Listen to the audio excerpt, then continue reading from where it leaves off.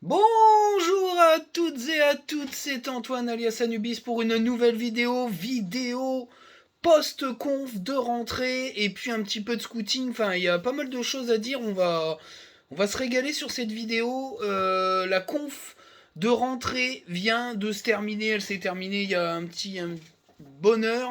On va résumer un petit peu tout ce qui s'est dit, tout ce qui s'est prononcé pendant cette conf.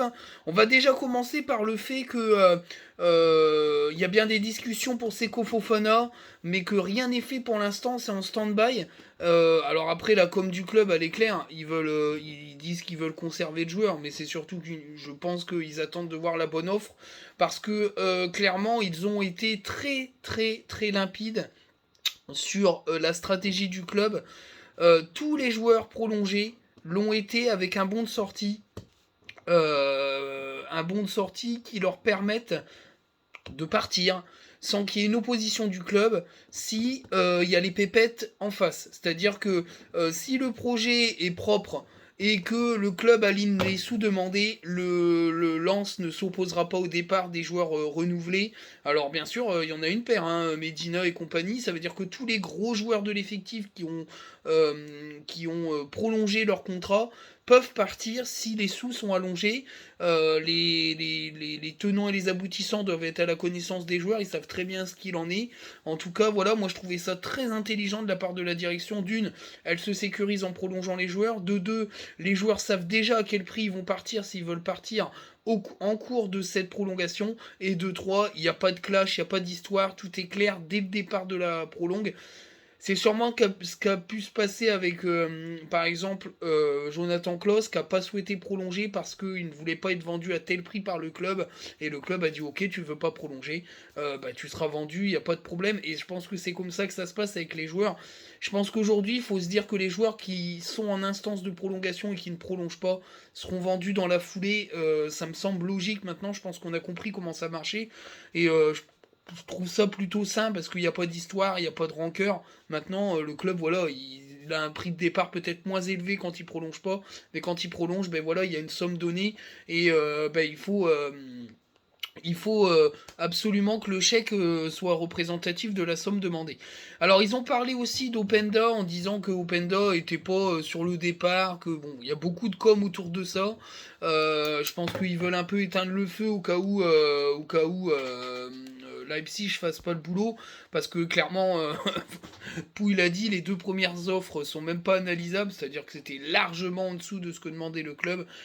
Maintenant, ben voilà, c'est clair et net. Leipzig tourne autour du joueur. Le joueur, je pense, veut rejoindre le club. Maintenant, ben, la direction a été claire avec Openda, c'est telle somme, sinon tu pars pas. Donc voilà, en attendant, ben, le club quand même prospecte, hein, on en parlera tout à l'heure.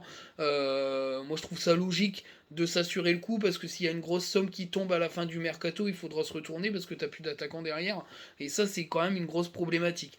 Alors, il y a eu des choses très intéressantes. Le cas de Buxa et de Poureba a été discuté pendant cette conf. Clairement, ils pourraient partir s'il y a des offres, tout simplement, et le club l'étudiera. Ce qui veut dire que clairement, on pourrait perdre nos deux Polonais qui n'ont pas réussi au club, malheureusement. L'un parce qu'il s'est fortement blessé, l'autre parce qu'il a été très fortement barré par la concurrence, et c'est pas prêt de s'améliorer parce que quand tu rentres Diouf, c'est quand même compliqué d'aller se battre avec Diouf. C'est chaud parce que Diouf c'est quand même du très haut niveau. Et voilà.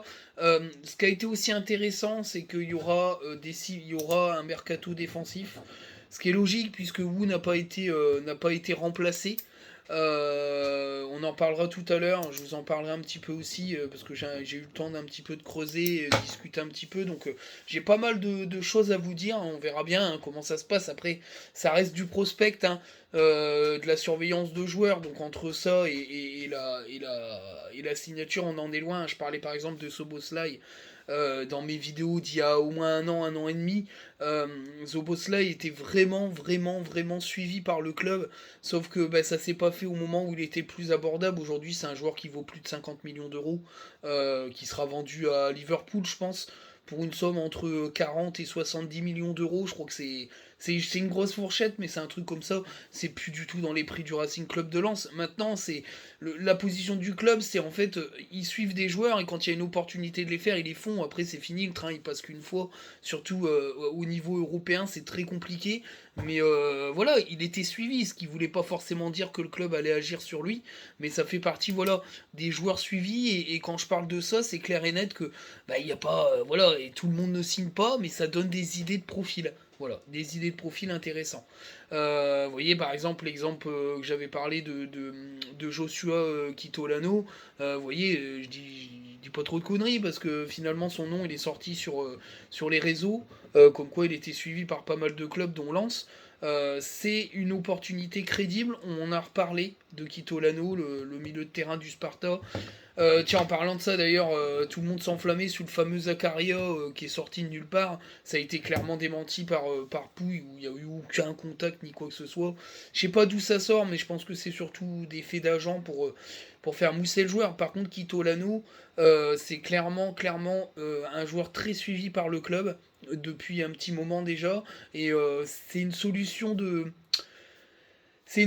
alternative à une non-venue de Jara. Clairement, à part si Seko Fofana reste, mais ça me semble compliqué. Je pense qu'ils vont réussir à trouver un terrain d'entente, même si ça va être une somme peut-être pas aussi grosse qu'on le pense. En tout cas, le cas Bib Jara a été mis sur le plan de la com. Clairement, ils disent que c'est plus d'actualité. D'accord. Ce qui veut dire clairement que ça l'a été. Et donc ça veut dire que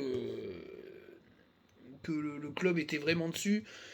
Et ne dire c'est plus d'actualité, c'est vraiment une tournure de phrase. C'est de la sémantique. Pour moi, c'est de la com. Ça veut dire qu'au tenté, il n'y a plus rien. Parce que clairement, Seko n'est pas parti. Que le club est en train de réfléchir. Qu'ils vont sûrement réfléchir à formuler une dernière offre. Et je pense que ça n'ira pas plus loin. Je pense que le club est pas très content que Strasbourg fasse monter fasse monter les enchères à ce point-là. Je pense qu'il ne vaut pas non plus de 20 millions d'euros. Faut arrêter. Il a fait une demi-saison à Strasbourg. 15 millions d'euros, c'était déjà propre, moi je trouve. Au-delà de 20 millions, c'est pas la peine d'aller chercher à se ruiner pour un joueur qui n'a pas forcément. Même s'il est excellent et qu'il a du talent, il n'a pas encore prouvé sur une saison complète. C'est compliqué, moi je comprends la position du club, hein. Va clairement pas se ruiner parce que Strasbourg veut se faire remplumer et nous prendre pour des dindons, hein. Donc Quito Lano à surveiller, hein, pour ceux qui veulent voir, vous allez voir les vidéos sur ce joueur. C'est vraiment très intéressant. Moi j'ai vu les vidéos d'analyse scouting sur ce joueur parce qu'il est pas mal suivi en Ligue 1 pour être franc. C'est vraiment très intéressant. C'est un très bon joueur. Très bon joueur, très malin est très bon passeur et capable de marquer. Franchement, il a un profil très intéressant pour le baseball. Euh, Francaise a aussi parlé des jeunes joueurs. Alors, sa com était assez prudente, mais très intéressante. Il ferme pas la porte à la présence de jeunes en Ligue des Champions. Maintenant, il va être hyper, je pense, exigeant et les meilleurs joueront. Je pense qu'il aura une vision un peu plus, comment dire, un peu plus ouverte que les saisons d'avant, où la priorité c'était que l'équipe de première se maintienne, performe. Là, je pense qu'on est vraiment dans une phase où on va commencer à incorporer les jeunes et les responsabiliser et leur donner peut-être un peu plus de chance. Et moi, je l'ai senti comme ça dans la conf. C'est-à-dire que, voilà, les meilleurs pourront jouer. Je jugerai aux prestations, à l'entraînement, et ça c'est important. Ça ouvre vraiment la porte, et je pense qu'il était un peu plus fermé, mais je pense que c'était une décision sportive de haut en bas, c'est-à-dire de la direction ou à l'entraîneur, pour pas trop incorporer des jeunes, pour pas influencer sur les résultats et la bonne marche de l'équipe. Là, on est quand même sur de la bonne stabilité, le terreau est sain. Je pense qu'il est temps maintenant de lancer un peu les jeunes, et à 3 matchs par semaine, plus la Coupe de France, je pense qu'il y aura beaucoup de temps de jeu quand même à donner aux jeunes. Alors en parlant d'effectifs, clairement on n'ira pas plus loin que 26 joueurs, 23 plus 3, donc 23 joueurs de champ, 3 gardiens. Je suis d'accord avec Arnaud Pouille, il n'y a pas non plus 1 milliard de matchs en plus, mais il faudra quand même un groupe quand même assez homogène dans la qualité, et on l'a pas depuis qu'on est revenu en Ligue 1, et il va falloir qu'on l'ait. Clairement, c'est important.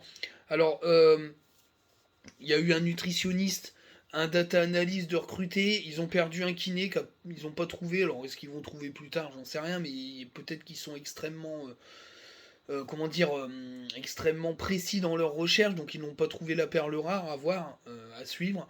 Euh, Moi je trouve cette conf de presse de rentrée très rassurante. En plus, dès le départ, il y a une ambition qui est posée, qui est quand même bien plus élevée que l'année dernière, où on était sur le maintien et faire le mieux qu'on peut. Là, clairement, c'est jouer le rôle d'outsider. Et ça me plaît. Parce que ça veut dire qu'on est là pour foutre la merde et pour tenter de continuer à être performant. Et Franck Hayes l'a dit, on est ambitieux. Donc là, le mot ambitieux est claqué dès le départ. On n'est plus dans une question de maintien. Il n'a pas été mentionné le mot maintien. On a passé un cap où pour le club, le maintien serait le pire des scénarios. Pardon. Le maintien serait le pire des scénarios de saison. On est clairement dans une phase d'évolution où Lens va faire partie des prétendants. Voilà. Le chien dans le jeu de quilles. On est là pour emmerder les gros. Et c'est clairement, ça me plaît. C'est une philosophie qui me plaît. Et dans cette philosophie-là, il y avait l'abord du début de saison avec un calendrier assez costaud. On rencontre Rennes, Monaco et Paris sur les 5-6 premières journées. Bah, Franck Hayes l'a dit, hein, c'est excitant. C'est excitant, voilà, il n'y a pas de peur, c'est excitant. C'est excitant et on a déjà eu des calendriers aussi forts. Donc bah, à nous de performer. Ça décidera pas de la saison parce que tout simplement on est capable derrière d'enchaîner et puis après ça veut dire on aura un calendrier un peu plus abordable, ce qui nous permettra de nous relancer après. Moi je suis excité, j'ai hâte d'être à domicile face à Rennes. Euh, je ferai peut-être des matchs à l'extérieur mais il faut que je vois au courant de la saison parce que c'est hyper chiant à organiser. Et il faut 2 week-ends d'affilée faut 2 week-ends de repos d'affilée, ce qui est très compliqué quand on est dans ma situation professionnelle. Mais bon, on va essayer quand même. On verra bien, on essaiera de faire un déplacement. Enfin, au pire, je pourrais toujours aller à Reims, c'est pas loin, donc. Mais j'appelle pas ça un vrai déplacement. C'est une balade. Mais je vais essayer. Je vais essayer. Ah, je croise mes bras. Pardon. Pardon pour l'abonné. Mais je suis désolé. Voilà. Je croiserai plus mes bras. Je ne peux pas donner de gestes vicieux à mes abonnés. En tout cas, avant de continuer en parlant un petit peu de scouting, mais voilà à peu près le résumé de la conf de presse. J'ai trouvé très intéressante. Pouille a été vachement clair. Il n'y a pas eu trop de langue de bois, même si sur le dossier Habib Diarra, on sent bien que le club veut temporiser un peu et un petit peu mettre la pression du côté du joueur en disant c'est plus d'actualité. Alors c'est possible hein, que ça ne revienne jamais, mais plus d'actualité veut pas dire que le dossier est clos. C'est clair et net, hein. C'est de la sémantique. Sinon on l'aurait dit le dossier est clos. Plus d'actualité, ça veut dire que c'est au tenté pour l'instant, les discussions sont gelées. C'est ça qu'il faut entendre. Moi je l'entends comme ça. Après, voilà, d'autres l'entendront peut-être autrement, mais le club va en tout cas ne se ruinera pas pour Habib Diarra. Alors, Grégory Thiel avait dit on va pas empiler les milieux. Ok, mais pour Eboy sur le départ, Seko va partir, t'en recrutes Andy Diouf et voilà. Pour moi, t'as recruté 2 joueurs pour remplacer 2 joueurs, clairement. Et puis il y a Spearings aussi qui est là, bien sûr. Mais je pense que l'arrivée d'Habib Diarra peut faire beaucoup de bien à l'équipe ou un Josia Kitolano qui est vraiment très intéressant. Voilà un peu pour la con. J'espère que j'ai résumé le truc. Moi j'ai pris les grandes lignes qui m'intéressaient. En tout cas, c'était pas mal. C'était pas mal. Et ça fait du bien de reparler un petit peu de tout ça. Alors, on va parler un peu scouting. On va parler un peu scouting. Alors, on va parler un peu défensif. Alors, je referai peut-être une vidéo un peu plus précise sur des profils plus nombreux, mais on va aller on va aller à l'essentiel quand même. On va aller un petit peu sur les profils dont on m'a parlé le plus ces derniers temps. Les Doucet-Doux, bien sûr, hein, le Clermontois, qui est vraiment sur les tablettes du Racing Club de Lens. Moi, j'avoue que je suis hypé, j'aimerais bien le voir chez nous, il a vraiment les qualités pour être chez nous. Maintenant, Clermont risque d'être gourmand, ça sera au-dessus des 5 millions, à voir ce qui va se passer. En sachant, oui, j'ai oublié, c'est très important, ça a parlé de Danso, donc je reviens un peu sur la conf, j'ai oublié de le dire, tiens, j'ai pas noté. Grégory Thiel a parlé de Danso et a clairement dit qu'il y avait des discussions avec son entourage et son représentant. On va quand même sur une prolongation, hein. Et ça, c'est très important. Très très important. Par contre, je vais être franc avec vous, c'est peut-être pas forcément bon signe pour Medina parce qu'il pourrait être attaqué, il pourrait le laisser partir. Parce qu'en sachant que un des deux parte, après le problème du profil de Medina, c'est un gaucher extrêmement joueur et très bon niveau passe. Je suis assez inquiet quand même de le perdre parce que je sais pas qui on va aller chercher en tout cas. Mais voilà, Danso prolongation, ce qui veut dire que il pourrait être sur le départ la saison prochaine post-Ligue des Champions et je pense que ça serait celui qui partirait des deux l'année prochaine, en sachant que Medina, il faudra encore leur prolonger. Mais voilà, c'était l'info, c'était important, j'ai oublié de le souligner. Donc Danso, prolongation en cours de discussion, c'est quand même assez important. Donc on revient un peu sur le scouting, donc Alidou Sedou, hein, tout le monde connaît, tout le monde sait, tout le monde a compris que le club était intéressé par Alidou Sedou, puis la plupart des connaisseurs de foot savaient qu'il était lance compatible, donc c'est assez logique qu'il soit bien scouté. Un autre défenseur dont on a parlé un petit peu, qui a circulé un peu sur les réseaux, dont on m'a confirmé l'intérêt lensois en termes de scouting, d'observation, et peut-être une tentative d'approche qui serait possible, c'est Ndiaye, hein, le jeune joueur prêté de Lyon à Bastia, qui a fait une super saison à Bastia, qui a été très bon, et qui fait partie des joueurs très, très surveillés par le club, qui a un profil à la houe. Alors pas sportivement, enfin, pas sur le terrain, profil, je parle pas en termes de joueur, mais je parle en termes de profil, de prospect, c'est-à-dire que c'est un très jeune joueur, avec un potentiel très fort, qui peut vachement apprendre et être poli, un diamant brut un peu, voilà, ce que je cherchais comme mot. C'est vraiment un profil à la Wu, c'est-à-dire diamant brut, clairement. Et je pense qu'il rentre dans cette optique-là, et Christopher Wu n'a pas été remplacé. Donc je pense que les joueurs ont un profil prospect en fait. Et je pense que le profil prospect de Wu n'a pas été remplacé parce qu'ils ne l'ont pas trouvé et Kenja il rentre dans ce profil. Je vais vous parler d'un autre joueur qui a été surveillé toute la saison. On m'en a parlé, voilà, c'est un proche du milieu toulousain qui m'en a parlé, encore une fois un toulousain. C'est Anthony Rouault. Euh, il est vraiment, vraiment, vraiment très intéressant. Il est vraiment fort. Moi, je le trouve très intéressant. En plus, il est jeune, 22 ans. Alors lui, il rentre dans un prospect à la Wu, mais peut-être encore plus proche des titulaires. C'est-à-dire que déjà c'est un titulaire en puissance dans son club à Toulouse, et il est clairement très jeune et encore perfectible. Mais c'est une gamme au-dessus d'Enjai. Et en tout cas, voilà, le club l'a vraiment regardé cette saison. Je veux dire, le pont reliant Toulouse à Lens a peut-être pas fini de voir la circulation. Voilà un peu le tableau. Mais enfin, tant que les violets.com n'en parlent pas, il n'y a rien de fait, hein, je vous le dis, parce que clairement, les violets.com, c'est le compte Twitter le mieux informé dans les mouvements mercato du club toulousain. Spearings, ils l'ont sorti très tôt. S'il parle pas d'Anthony Rouault, c'est que le club va pas faire de move dessus, mais en tout cas le club l'observe de près. Il n'est pas le seul, parce qu'Anthony Rouault est très très apprécié en Ligue 1, et aussi à l'étranger je pense, parce que vu comment il est qualitatif, mais en Ligue 1 il est très apprécié, c'est ce qu'on m'a fait comprendre. Mais voilà, lance à la Ligue des Champions, ça peut être une bonne chose. Et puis donner peut-être une concurrence, une émulation derrière, parce qu'on a un trio indéboulonnable, ça serait peut-être pas mal, parce que pour moi, il est capable de venir titiller un peu ce trio légendaire, c'est très fort, Anthony Rouault. On va parler un petit peu des pistons droits. Je refais un petit peu des allers-retours avec la conf, parce que c'était pas forcément hyper important, mais si quand même.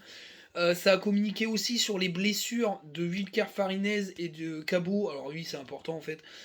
J'ai juste oublié. Alzheimer, hein, c'est comme ça.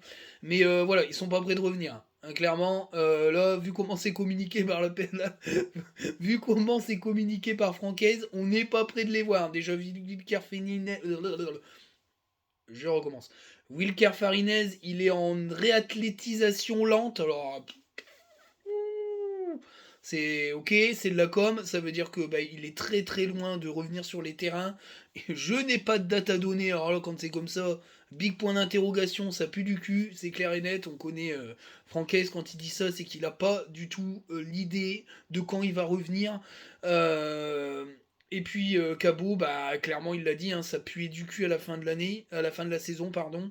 Et clairement là, c'est mieux, mais de 8 à 12 semaines avant qu'ils prennent l'entraînement collectif, hein. Donc 12 semaines, hein. Ça fait au moins 3 ou 4 mois d'absence, hein. Voilà, je vous le dis. Ça fait au moins 4 mois d'absence. Au moins 4 mois d'absence. Ce qui veut dire que derrière l'ami Frankowski, il n'y a personne, clairement. Et voilà, on m'a parlé de deux noms, dont un, tout le monde le connaît, mais on m'a redit que c'était toujours d'actualité et que pour l'instant, Lens gérait. En fait, l'importance du mercato, la priorité du mercato, c'était le milieu de terrain, clairement. Là, Lens va commencer à s'intéresser au poste défensif.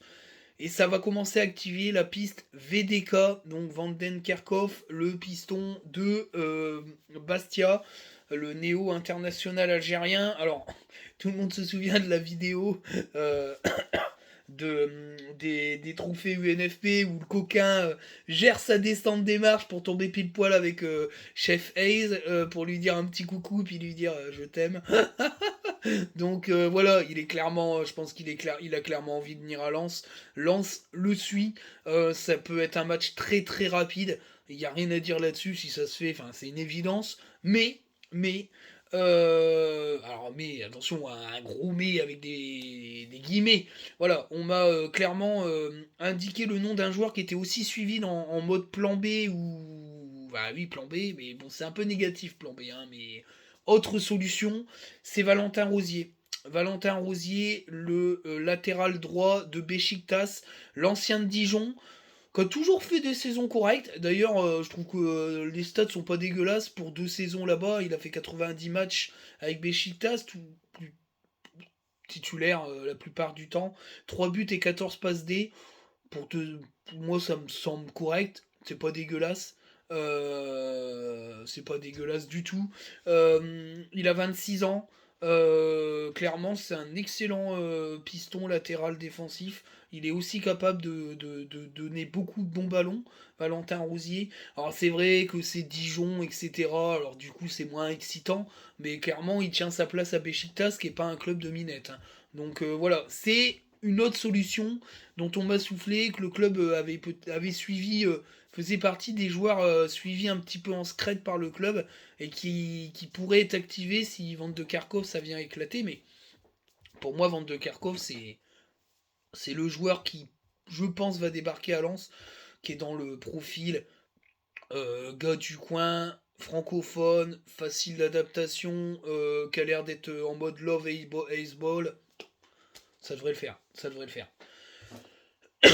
On va parler aussi d'autres défenseurs centraux. Bien sûr, il y a Adamo Nagalo, j'en ai parlé, hein, le Burkinabé qui est à Nord-Géland. Il est jeune, hein, c'est un jeune joueur, il vient du centre de formation de ce club-là. C'est un joueur qui est aussi surveillé par le club. Alors c'est un peu plus lointain qu'un Elidou Seydou dans la priorité de choix, mais ça reste en tout cas une piste crédible. C'est un très bon défenseur, très puissant, capable de progresser ballon au pied. Il a une bonne qualité de passe. C'est vraiment très très intéressant. C'est vraiment très intéressant. On va parler aussi des pistons gauche. J'en parle très peu, je vous avouerai, parce que c'était pas forcément un, un, un secteur très urgemment scruté par le club, parce qu'à l'époque il y avait quand même la possibilité avec Cabot,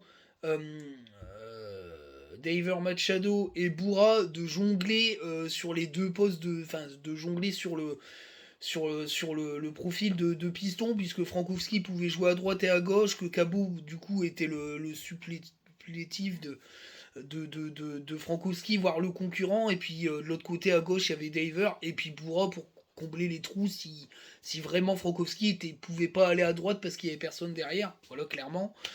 Sachant qu'en plus il y avait la possibilité de mettre Florian Sotoka en piston droit, clairement la doublette Machado Frankowski tenait largement la route. Maintenant que Boura est parti, c'est plus la même limonade parce que s'il y a des soucis, il n'y a plus que Dever Machado. Donc du coup le club prospecte quand même. Alors attention, hein, je parle de prospect et je parle de suivi. On n'est pas qu'on n'aille pas me dire oh là là il s'enflamme machin. Voilà, c'est clairement ça. On n'est pas du tout dans de l'approche parce que je ne sais pas s'ils vont attaquer sur du piston gauche, mais en tout cas il y a des profils qui sont cochés et suivis de près et je vais vous les noter. Le premier, tout le monde le connaît et je suis assez étonné parce que, à mon avis, il va partir de là où il est, mais ça va être chaud. Parce que je pense qu'il y a du monde derrière son cul. C'est Quentin Merlin, l'arrière gauche de Nantes, qui a fait une saison plus qu'honorable, qui a été blessé à un moment donné. Quand il revient, il apporte des choses.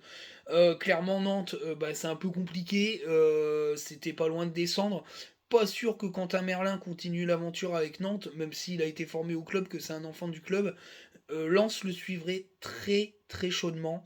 Voilà, c'est un supporter nantais qui m'en a parlé, et puis j'en ai parlé avec quelqu'un voilà, qui s'intéresse beaucoup au scouting sur tout ce qui est Bretagne, etc. Et apparemment, il a été pas mal observé pour le compte du Racing Club de Lens quand qu'anticiper peut-être une saison un peu compliquée à Nantes et la possibilité d'aller piocher là-bas, comme l'a fait Rennes avec Blas. Hein. Enfin, c'est pas encore fait, mais il y a de grandes chances qu'ils partent à Rennes. Je pense que pas mal de clubs vont se pencher sur l'effectif nantais qui va avoir besoin de vendre pour acheter, parce que là, ils ont fait des investissements, ils n'ont pas le retour du tout, puisqu'ils ont failli descendre en Ligue 2. En tout cas, voilà, Quentin Merlin fait partie de ces profils-là. Alors, je te dis pas, hein, si tu fais Quentin Merlin avec Daver Machado, t'es armé quand même. T'es fortement armé. Un autre joueur qui peut-être est plus abordable financièrement, c'est Nils Nkoukou, le joueur de Saint-Etienne qui a fait l'Euro Espoir. Bon, j'ai regardé les matchs, c'est intéressant. Après, il est encore jeune, hein, il est perfectible, il fait quelques erreurs, mais il a une capacité de dribble et d'accélération quand même assez impressionnante. Voilà, ça fait partie des joueurs prospectés par le club. Et voilà, après, j'ai pas dit qu'ils allaient aller dessus, hein, je sais même pas s'ils vont recruter du piston gauche, mais voilà, il fait partie des joueurs suivis. Et dans les joueurs suivis, j'en ai déjà parlé à plusieurs reprises. Et c'est pareil, en discutant un peu avec des supporters de clubs différents, j'ai parlé avec des Belges et De Kuiper, le joueur de Bruges, et ben pareil, il est toujours dans la liste de joueurs suivis. Et voilà, il a été plus observé cette saison, semblerait-il, et j'en avais déjà parlé, que la saison précédente. À voir, pareil, De Kuiper, je sais pas s'il parle français, parce que je sais pas si c'est un. Euh, je sais pas. Je sais pas si c'est un Belge wallon ou un Belge flamand néerlandophone. Aucune idée. C'est Maxime de Kuiper, à voir, à savoir, je ne sais pas. Bon, je connais. Là, je suis à la frontière belge, mais j'ai un peu de mal avec la Belgique parce qu'il y a des villes, on croit que c'est francophone et puis en fait c'est néerlandophone, donc c'est un peu compliqué. Mais voilà, en tout cas, ce joueur-là, un profil assez jeune aussi, et quand même fortement suivi par le club. À voir si ça bouge sur les pistons, mais en tout cas, vous avez des noms, vous verrez bien ce qui se passe. Hein.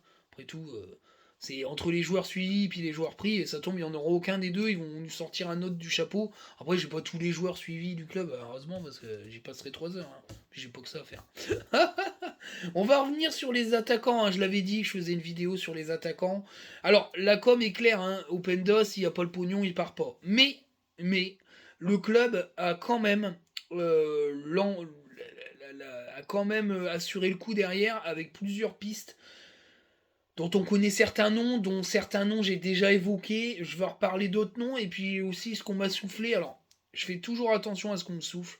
Quand c'est des agents dont je connais la réputation d'utiliser les gens qui font des vidéos mercato ou qui ont des comptes mercato pour faire mousser leurs joueurs ou faire mousser les joueurs de leurs potes ou etc. Je les connais. Quand c'est des gars qui sont pas du tout du cru puis qui m'envoient leurs fantasmes, c'est pareil. Enfin voilà. Quand on me dit on me l'a soufflé, c'est vraiment des gens à qui j'ai confiance, que je connais depuis un certain moment et qui ont un pied dans le truc, clairement. Donc quand on me dit ça et qu'on me dit voilà, bon, j'en parle. J'en parle. Vous voyez, par exemple, elle a une Iwi, le gars qui me l'a soufflé, clairement, je le connais depuis des années. Et voilà, le mec, je le connaissais pas du tout, le gamin. Je suivais la nationale comme ça, je savais même pas qu'il s'appelait comme ça. Mais j'avais vu qu'il y avait un bon milieu de terrain qui était pas mauvais à Nancy, mais pas plus que ça. Parce que je regarde pas le national tous les week-ends. Mais voilà, quand il m'en a parlé, ça m'a fait un peu tilt en me disant c'est vrai qu'il était pas mauvais dans les quelques matchs que j'ai vus. Et voilà, mais voilà, y a pas, je vais pas chercher des fantasmes de gens. C'est vraiment des gars du cru par rapport à mes connaissances, à qui j'ai confiance. Et voilà, il y a eu un nom qui m'a plu, vous verrez. Après, la valeur, elle est quand même élevée, mais bon, de toute façon, c'est des joueurs aux valeurs élevées, hein, puisqu'on est dans le remplacement d'Openda. Si Buxa part, je pense qu'il y aura un recrutement pour pallier Buxa, parce que je pense que comment il s'appelle, Morgan Guilavogui, je pense que c'est une espèce d'assurance Saïd, puisque Saïd il joue que 30% de l'année. Je pense que c'est pour beaucoup, ils s'en ont rendu compte, hein. Donc du coup je pense que c'est pour ça. À mon avis, si Buxa part, il sera remplacé, je pense, hein, à mon avis. Mais je suis pas certain qu'ils vont aligner que des profils de joueurs qui jouent en profondeur. Ça, faut le comprendre. Parce que j'entends beaucoup à Buxa, c'est une erreur de casting. Déjà, il a pas pu jouer, alors on peut pas dire ça. Et de deux, je suis pas certain que c'est une erreur de casting. Je pense que c'est une volonté de Francaise et de la direction sportive d'avoir un joueur au profil différent. Il y aura pas que des openda, c'est-à-dire des joueurs de profondeur. Il y aura aussi des joueurs d'ancrage, de points d'ancrage qui seront présents dans l'effectif. Moi, j'en suis persuadé. Si Buxa s'en va, il y aura un Buxa-like ou un joueur de ce style-là, de ce profil-là, qui viendra. Moi, j'en suis persuadé. Enfin, après, c'est mon avis.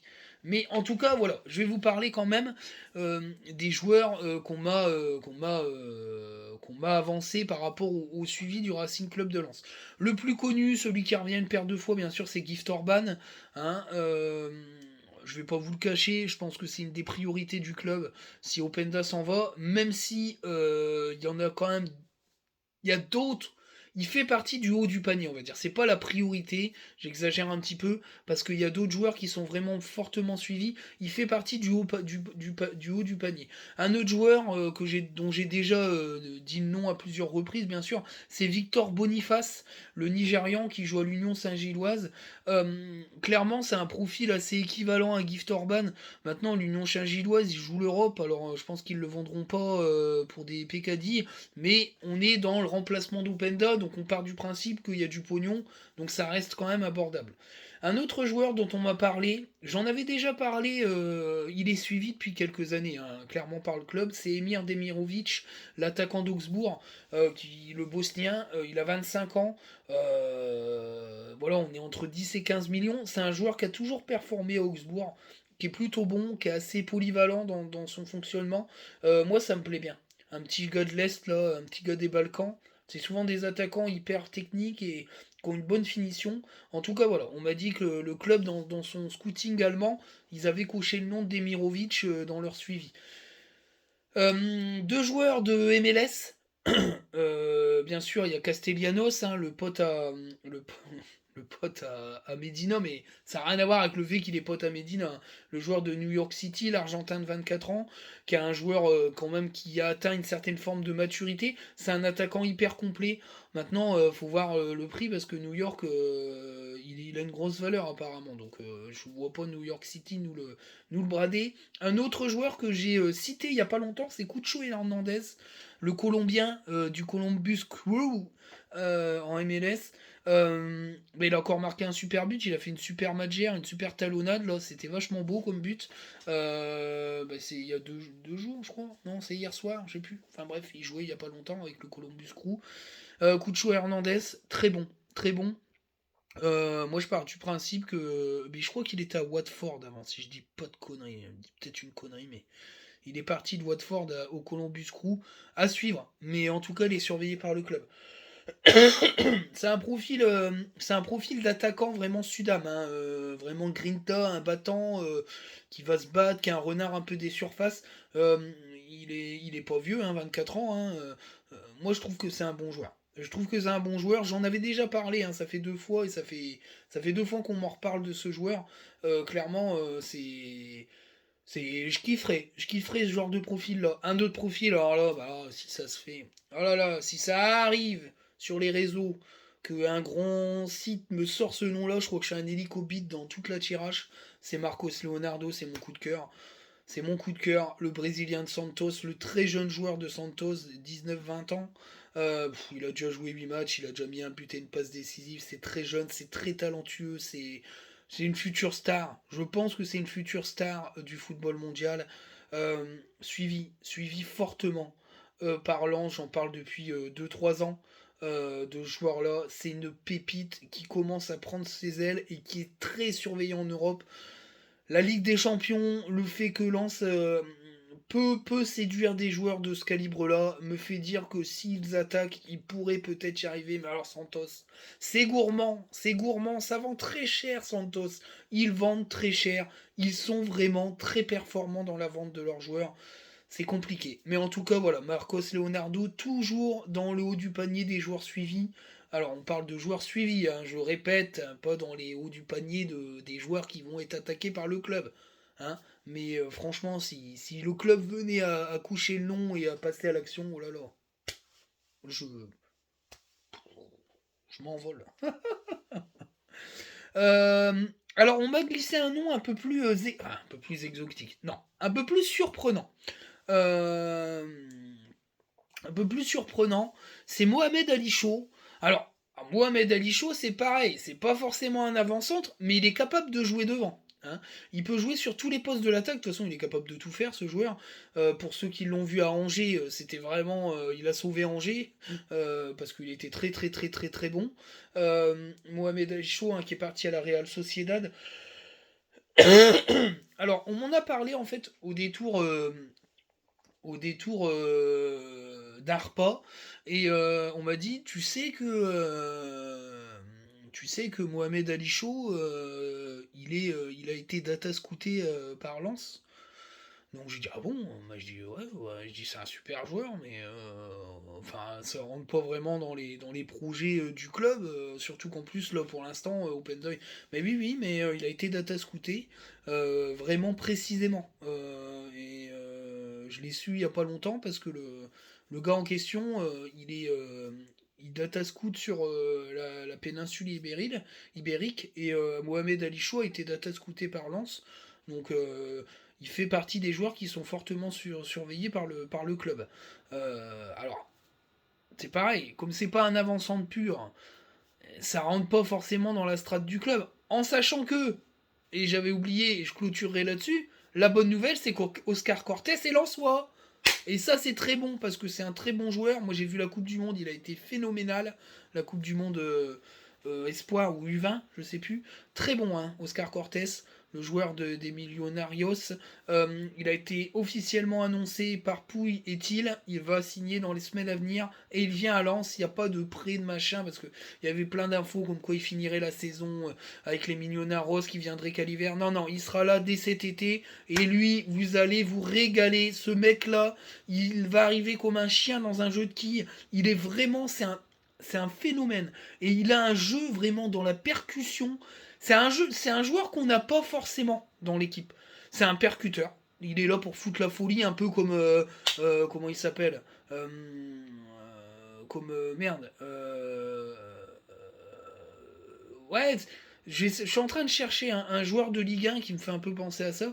C'est un percuteur. Bah un peu comme un joueur un peu foufou à la Barcola, mais c'est pas du tout le même physique. Hein. Mais c'est un joueur qui crée des différences, qui crée c'est un joueur de rupture, qui crée des différences par le dribble, par la vitesse, qui est un bon passeur et un excellent finisseur. Il est assez impressionnant. Il me fait penser un peu dans le style à Zegrova. Voilà, je suis en train de chercher. Ça ressemble plus à du Zegrova. C'est-à-dire Zegrova, il rentre, il te met la misère, hein. Il rentre, il t'enfume tout le monde et tout. Et lui, il est un peu dans ce style-là. Moi, j'ai vu les matchs de Coupe du Monde, clairement. Alors après, c'est l'adversité, c'est du très jeune joueur. Mais franchement, il est fort. Il est très fort. Et donc, il est officialisé. Voilà, je terminerai là-dessus. Mais Mohamed Ali Chaud, voilà, Data Scouté. Franchement, j'aimais bien. J'aimais bien quand il était à Angers. J'aimais bien son jeu. Il est franco-anglais, je crois. D'ailleurs, c'est un habitué des équipes de jeunes françaises. C'est un joueur qui, pareil, à la Real Sociedad, pourquoi pas aller le rechercher chez nous. Attention, hein, c'est ce que je dis moi. Hein. Mais en tout cas, voilà, c'est intéressant. Bon, sur ce, je pense que j'ai fait le tour. J'espère que la vidéo va vous plaire. Voilà, on est presque à 40 minutes de vidéo. Petit clin d'œil à Yvan. Les formats courts de 18 minutes, ça a duré une vidéo, tu sais. Mais là, bon, il y avait la conf, j'ai les circonstances atténuantes, mes amis. Hein, quand même. Hein, je pouvais pas ne pas faire une vidéo assez complète. Sur ce, je vous dis à très bientôt. Bientôt le retour du foot. On fera peut-être, mais je suis pas sûr, parce que si je ne peux pas voir les matchs, je ne le ferai pas. On fera peut-être des vidéos d'après-match. Déjà, le match contre le Torino, je crois que c'est ça. Hein. À Bollard, j'y serai, parce que c'est le 2 août ou le 3 août, je sais plus. Pardon, excusez-moi, ça fait dégueulasse dans les vidéos, mais j'ai un chat dans la gorge, je peux pas faire autrement. Euh, donc je disais, le match à domicile face au Torino, j'emmènerai peut-être mon loulou, il veut venir, donc je vais essayer d'y faire plaisir. J'espère que j'aurai assez de place. Bon, normalement les abonnés sont prioritaires, hein, donc je pense que je vais avoir 2 places. Ou si vous avez 2 places en exercice et puis que vous voulez pas y aller, vous me les filerez, hein? Merci.